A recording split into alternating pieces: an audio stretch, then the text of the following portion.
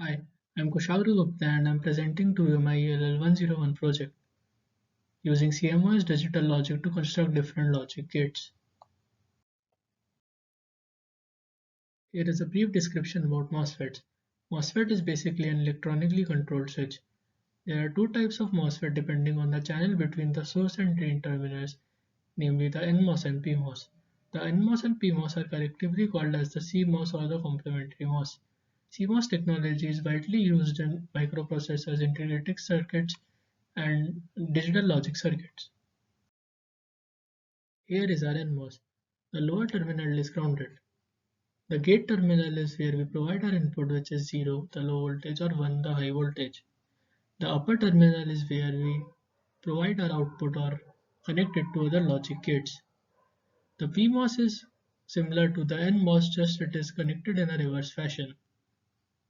The lower terminal of the PMOS is where we get our output or connect it to other logic gates. The input terminal is same as the NMOS, which is the gate terminal. However, the upper terminal is connected to a high voltage instead of being grounded. When the input is 1 or high voltage, the NMOS acts as a closed switch, and since there is a direct path from the lower terminal of the NMOS to the output is 0 or low voltage. Whereas in a PMOS, when the input is high voltage, it acts as an open switch. However, when the input is 0 or low voltage, the PMOS acts as a closed switch, and since there is a direct path from VDD to output terminal in the PMOS, the output is 1 or high voltage. But in case of the NMOS, it acts as an open switch. As we can see, the PMOS and NMOS have opposite functionality depending on the input voltage. That's why they are called the complementary MOS. Now that we understood the functionality of the PMOS and NMOS, we can move on to realize the NOT gate. When the input is 0, the upper PMOS of the NOT gate is shorted and there is a direct path from the upper terminal of the PMOS to the output. That's why the output is 1. However, when the input is 1, the lower NMOS is shorted and the output of the NOT gate is 0, since there is a direct path from the lower terminal of the NMOS to the output. So we can clearly see that whenever the input is 0, the output is 1 and vice versa. That's why we have now created the NOT gate. To realize the NAND gate, the PMOS transistors are connected in parallel, whereas the NMOS transistors are connected in series. Since they are complementary and have opposite functionality, it is always necessary that whenever the PMOS are in parallel, the NMOS need to be in series. Whenever at least one of A or B is 0, the PMOS is on and the PMOS is on, so the output is 1. However, when both A and B are 1, both the PMOS are off and the NMOS are on, so there is a direct path to the ground and the output voltage is 0.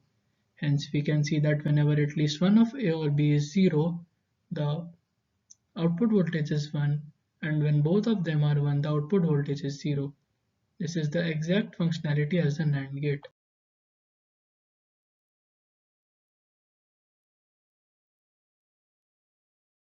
Moving on to the NOR gate.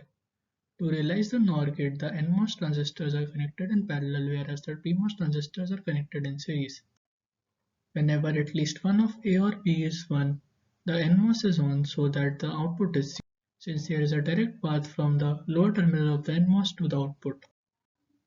But whenever both A and B are 0, both the NMOS are off and the PMOS are on, so there is a direct path from VDD to the output voltage. That's why the output voltage is 1. This is the exact same functionality as the NOR gate. It is important to observe that the NAND and the NOR functionalities are complementary to each other. So we use NMOS in NOR gate instead of PMOS in the same configuration as an AND gate.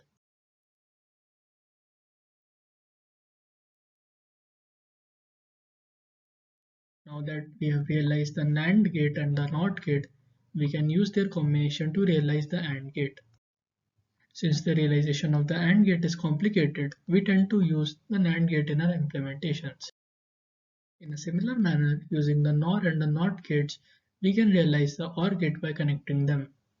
Since the realization of OR gate is complicated, we tend to use NOR gate in our implementations. Using our implemented basic gates, the NOT, NAND and the NOR gate, we can now implement any binary gate. Using them, we can also implement the ternary gates, half adders, full adders, and even calculators.